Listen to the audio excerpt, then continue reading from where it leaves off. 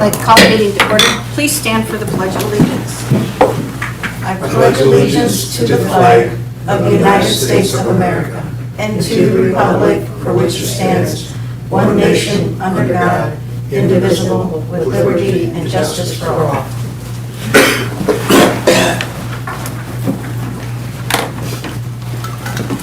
Good afternoon. Welcome to the June 30th, 2026 meeting of the Bryan Board of Affairs. First on the agenda is I will need a motion to excuse Jeremy Sufel from tonight's meeting. May I please have a motion? So moved. Second. Bryan? Yes. Deborah? Yes. Annette? Yes. And Karen? Yes. Thank you. John, will you please do roll call? I will. Annette Schreiner? Here. Karen Ford? Present. Bryan Davis? Here. And Deborah Beavers. Present. Thank you. Next on your agenda is to approve the minutes of the June 2nd, 2026 meeting. You all have been supplied with a copy of the minutes. Are there any questions, comments, or concerns of the meeting minutes? If there are none, may I have a motion to approve the meeting minutes as written? I'll make a motion. I'll second it. Karen? Yes. Annette? Yes. Bryan? Yes. And Deborah? Yes. Next on the agenda is a hearing of public concerns. Seeing none, we're going to move on. Next is the Clerk-Treasurer's Report. John? Yes, it seems unusually late in the month, but it kind of is. But, It is. you Very have- late. You have the records that go back to May 31st. Bank reconciliations, financial reports, all the normal things.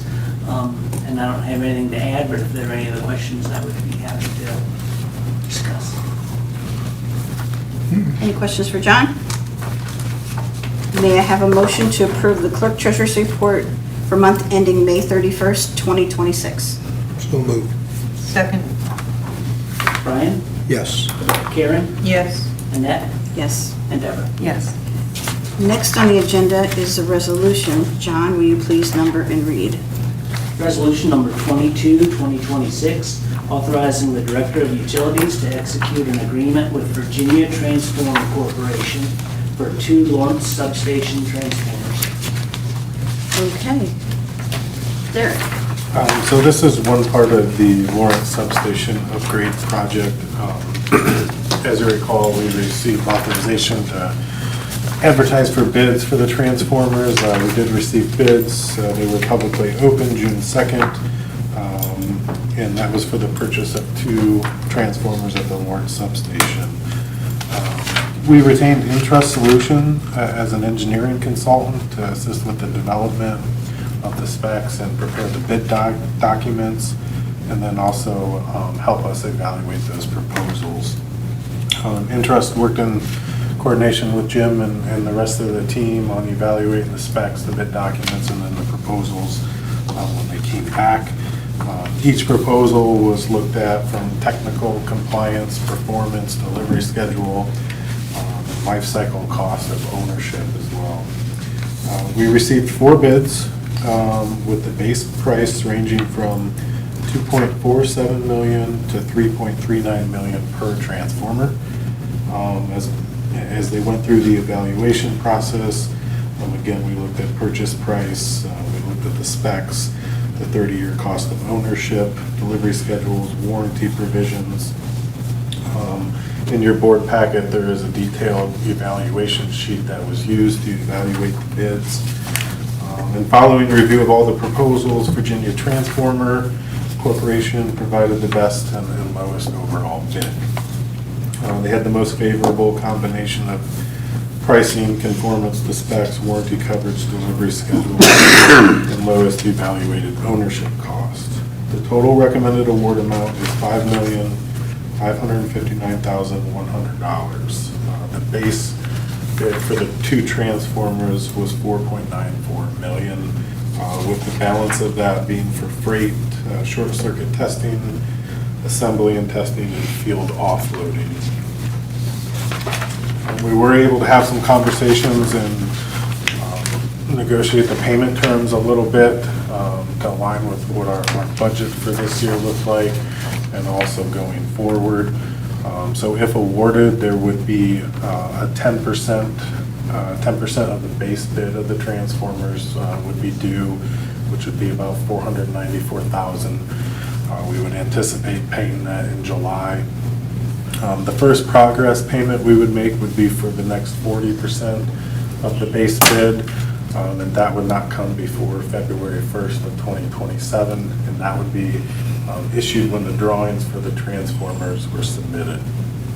The second payment would be for the next 40%, and that would be July 1st of 2027. Actually, since you've received this information, that date would be pushed out to August 1st, just based on delivery schedule. But that would be for another 40% of the base bid of the transformers. Instead of the July date. Yes. And then the final 10% would be due 60 days after delivery. So 10% in 2026, and then the remaining 90% would be due in 2027. We'd recommend authorizing the award to Virginia Transformer in the amount of $5,559,100.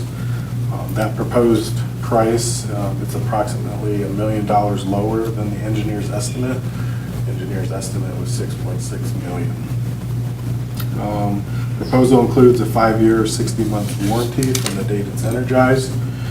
The electric department capital fund has $660,000 appropriated for the initial 10% payment. And again, that's $494,720. So I just kind of pause there. If there's any questions on the transformers or the bidding process, and then we can kind of go through the next steps if there's any questions. We've purchased from Virginia Transformers before. Yes, Titan Tire was completely Virginia Transformer, both of them. And you're pleased with We their, have had no issues with them. They were easy to work with. They showed up, assembled them, took care of them, did all the testing, and they never even, made a glitch at all. So, yeah, they've been very favorable. and if they've ever had any problems, they've always solved them right away. We haven't had any trouble. No trouble, but Yeah. you get the impression that they would be, Yeah, they were very attentive to everything that we needed. They showed up on the dates when we needed them to show up. Working with an outside entity, we needed them to have a certain time frame so that we could let that business come back up in time.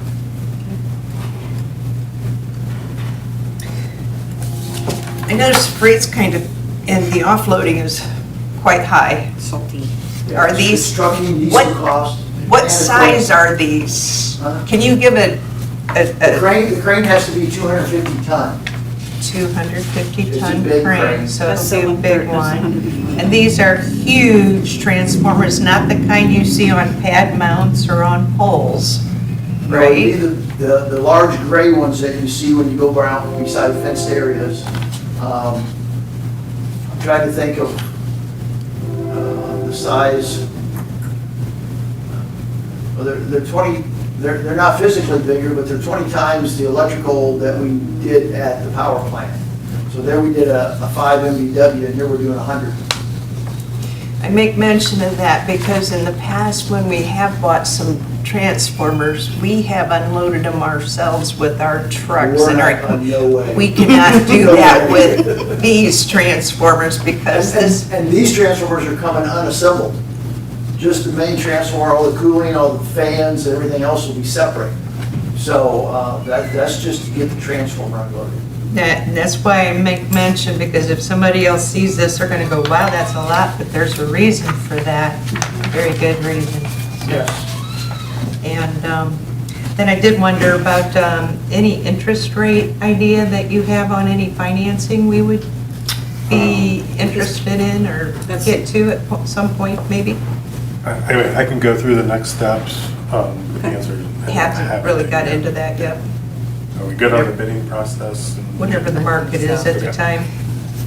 Yeah, so like we did discuss previously when we talked about advertising for bids, it is a significant capital investment, and we are going to have to seek external financing. So John and I did have initial discussions with AMP. They would be our preferred choice to use them as the financing avenue through their bond program. Kind of alleviates the need for separate bond counsel, or maybe avoids an issuance cost as well. And then as we get into the budget season and those discussions, we'll look at what the appropriate mix of cash funding, the balance of the transformer is, and what the financing part is too.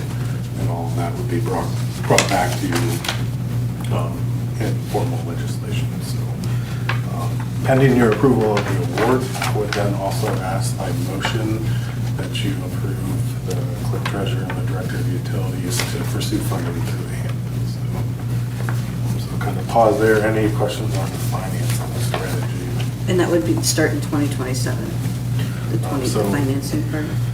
The financing part will probably start in September, and looking for all final approvals in December of this year. Well, we are saving $1 million based on the engineer's estimate, so that's pretty good. And can you also go back to the auto transformers? Maybe, Jim, you could explain the auto transformers function compared to standard substation. So usually standard ones we put on tap changers to change the voltage. And the auto ones are pretty much just from the cooling capacity, the fans, and they kind of audio regulate themselves based on temperature and things like that. That's the kind of, it's not as automatic as everyone kind of views it as, something like that. Okay. And the ones they're replacing were the original ones put in and back in like 81? Yeah. 1981? Yeah, and they only go to 50 MVA. These will go to 112, so they give Bryan the capacity for years to come. No matter what happens in any of the industrial parks or anything, and allow, you know, the distribution to start upsizing wire sizes, you know, conductor sizes and things like that, to provide Bryan with whatever future needs they may need. So, based on current consumption, do these two transformers run in tandem, or is one offline while the other one's running until there's a need for it? We'll run them in tandem because that just keeps them warm and keeps the moisture out of stuff and things like that. However, right now, we probably can't run in the summer on one in Bryan, but with these, we would be able to. Good. So if something would happen, we need to take a side down, we can do it in the middle of summer.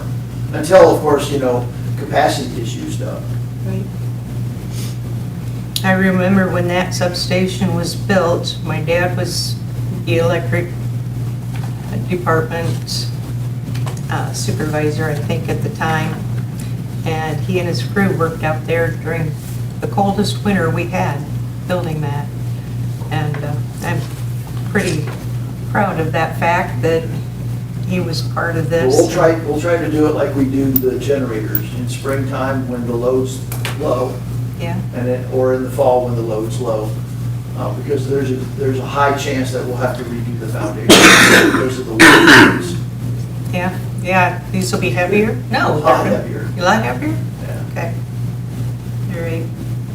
Just thought I'd mention that too. Explain the freight, Bill. I purchased a lot of freight in my career. That's like a lot. Yeah. Why, I don't understand the freight. Well, the freight includs the crane that they need and stuff Okay. like that, so. Okay, there's more into Yeah, that there's than more than just a where's it truck coming driver.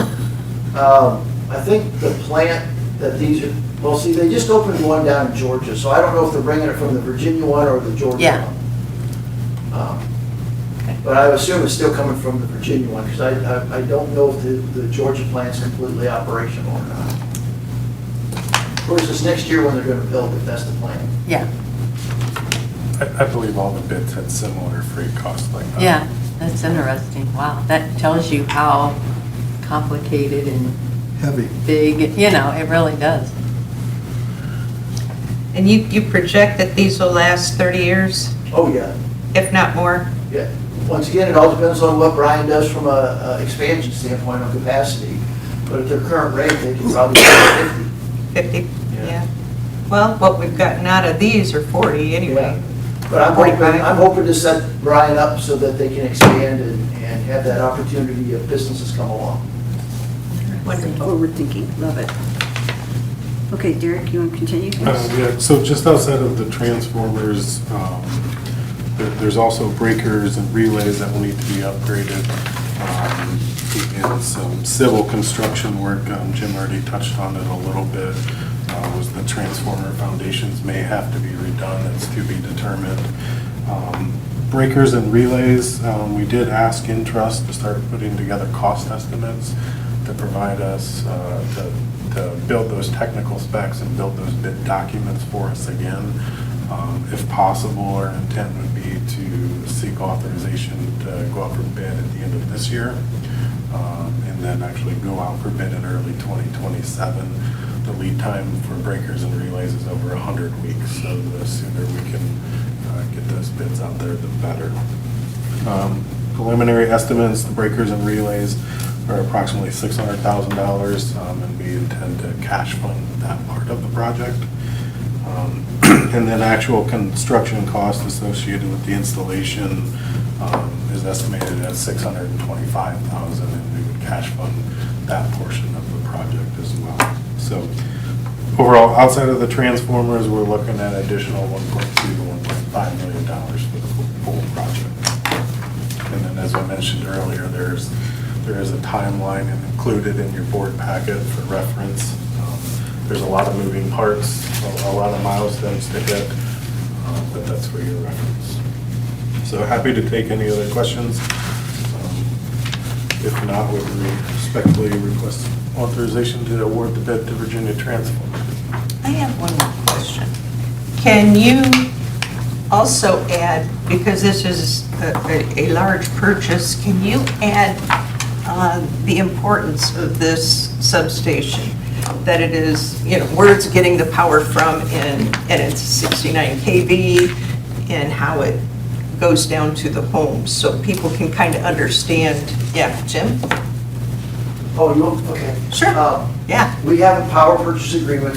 All that stuff, all that power that we purchase comes from AEP, from the Rob Park of Fort Wayne, where 69 and 469 are. You see that big substation there that comes over to Sherwood, comes over to Lockwood Road, out by Sherwood, comes up 10 miles through May to Lorntz, has 138,000 volts.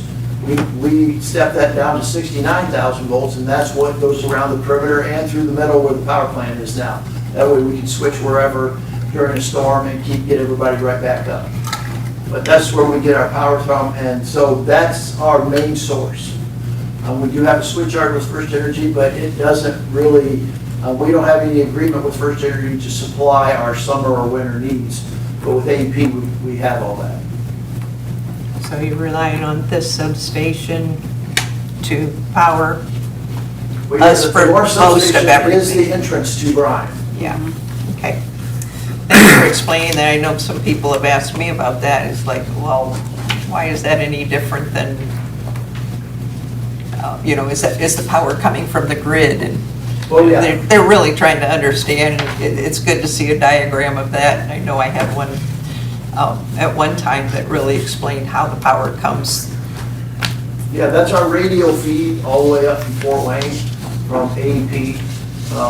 But then we encompass and right through the middle our 69 so that we can transmit anywhere to any of our feeder substations. Thanks for explaining that. Yep.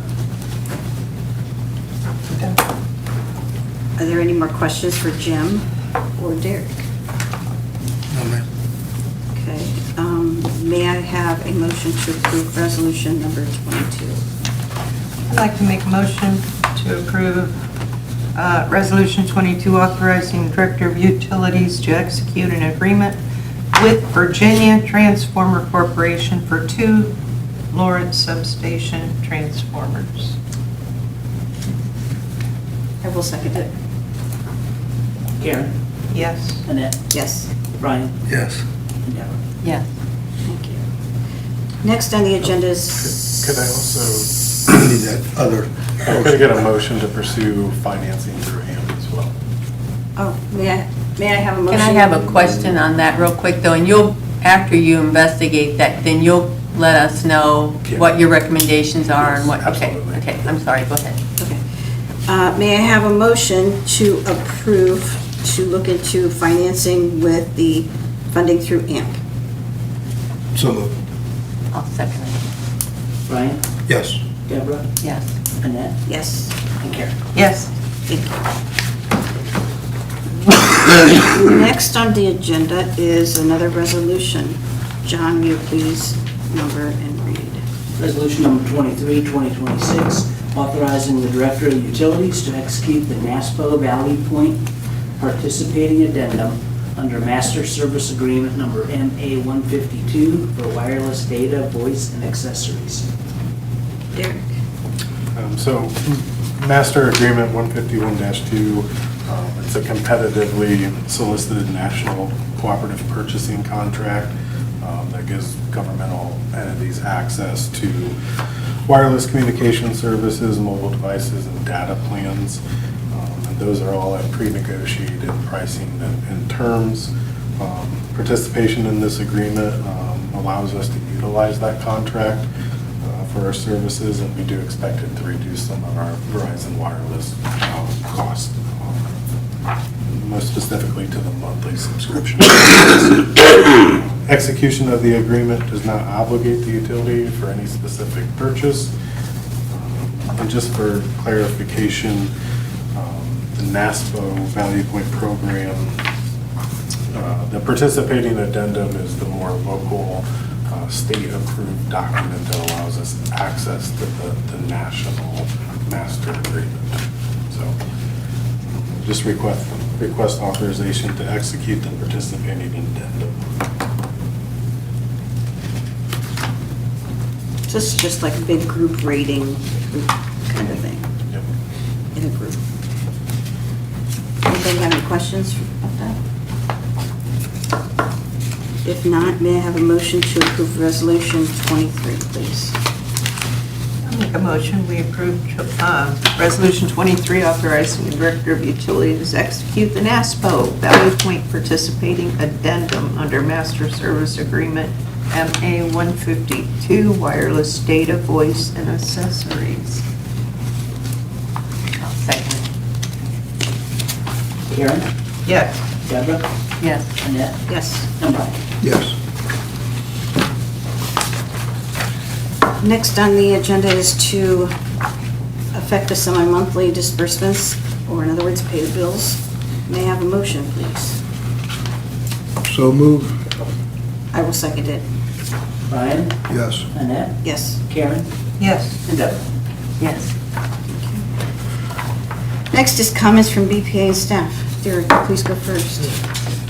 Just a couple of things for this evening. First, want to congratulate Noah Landell. He successfully completed his second advanced line worker training session.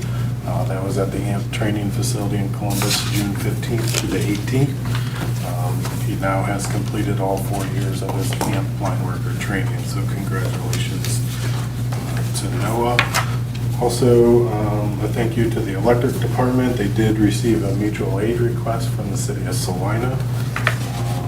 JJ Root, Noah Landell, and Rainer Clemens went to Salina on Friday, June 12th, and they returned Sunday, June 14th.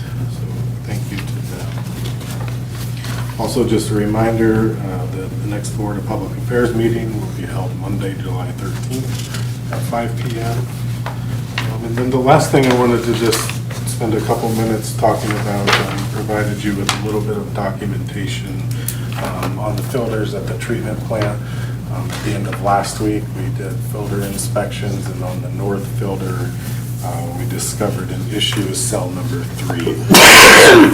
This has became a little bit of a reoccurring theme here. We're having issues with the under-drain floor and the dividing walls. They're rusting out, and then that media goes through the under-drain and ends up on the floor. So what we need to do is remove all the filter media. We have to go in there and make the repairs and then have the filter rebuilt. So We're still working on cost estimates and availability from contractors, anticipating close to $100,000 in expenses. This was not a budgeted item, it wasn't anticipated, so we've taken a look at the capital budget, trying to find some ways to maybe make some line item transfers and fund the repairs. So just wanted to bring that to your attention. Happy to take any questions on that. How does this fall in line with what has been done in the past to make repairs? How does this compare? So in 2020, the whole north filter was redone. In 25, cell 1 had additional repairs. In 24, cell 2 had additional repairs. There's seams in the under drain where they're welded together. The first time that we went in there in 2020, we didn't notice any cracks in those seams, those welded seams. But the last times we went in there, we've re-welded over those seams and also reinforced the floor where the dividing walls are, and it seems to be holding better. So this cell does not have that done.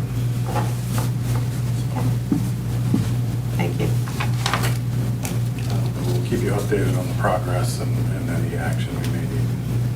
And we already have a contractor for this that we were going to use in the past, same one as we used in the past. Yes. Okay. Outside of that, I don't have anything else. Are these the first repairs in like 50 years, 50 some years? Well, at the 2020 when I actually Yes. physically remember. Yes. But yeah, so like in 2020, that was the first one since they were built in 71. Yeah. Impressive. Anything else? Thank you. John, you have anything more? I'm sorry. I really need to change my name. No, I would just, would say that, because I think the mayor would say it's no reason, have a very safe 4th of July. And remember, because some of my neighbors had to be reminded last year, fireworks are not allowed in the city limits. I believe it was in the paper tonight, which is very helpful, but we always have some people that don't know that and they want to celebrate. And it's for safety reasons, not the least of which I would presume it's going to be considerably dry in the next few days. So, and that's all. Now, John, do you have anything to add? Now I have 3 other things. Okay. Just kidding, I don't have anything. Okay. Jim, you have anything more to add? I'd just like to thank the board for approving the transformers. I think it's a great step for Bryan, and to maybe give them a good opportunity in the future. Great. Thank you. Thanks for the forward thinking, and we appreciate it. Yeah. Paper, you have any comments? Deborah? Well, of course I do. I always do, right? I noticed in the additional notes under Bryan Development that it was mentioned about Renee Isaac passing. Although she wasn't directly involved with BMU, she was a community activist for all things Bryan, really. And I know Derek worked with her real close. So I just want to mention her passing. The parade was really nice. BMU showed up real big with many vehicles and employees. And we all participated, the board, and that was just really a lot of fun. And the employees had all the vehicles looking so nice, and all the employees and their families were very nice and helpful. And so it was really a lot of fun. And then I just want to mention, Bryan and I realized Sunday evening that there was a major, I don't know if it was a water line break or something major, happened on South Main Street out by Walmart. And Chad Fitzenreiter was on call, and he was there before too long with 4 other employees, and they had a backhoe, and it was like a major thing. But so, here 5 employees were on Sunday evening out there working. I thought that was, I know that's their job and that's what they do well, but was still just, still a sacrifice on a Sunday night, so I appreciated seeing that. That's all I have. I have nothing. Karen? I stole everything you guys said. I want to concur with Deb, everything she said about the parade and the vehicles and employees. It was all a good time, and It was a lot of fun. yeah, it was good. And congratulations to Noah and JJ Rupp on his metering level 3. And yes, the mutual aid to Salina, that was very nice for our guys to volunteer to go. So that's it. And then on top of all of that, there was one more note here on, get their names right, JJ Rupp, Derek Wyrick, Noah, and Brandon for helping with the city safety events for the ages 5 and 6-year-olds for Safety City. I remember my kids going through that, so always great event to teach safety to the little ones in case of an event. So I believe that is all we have, and I will take a motion to adjourn the meeting. So moved. I'll second. Brian, Yes. Deborah, Yes. Annette, Yes. and Karen. Yes.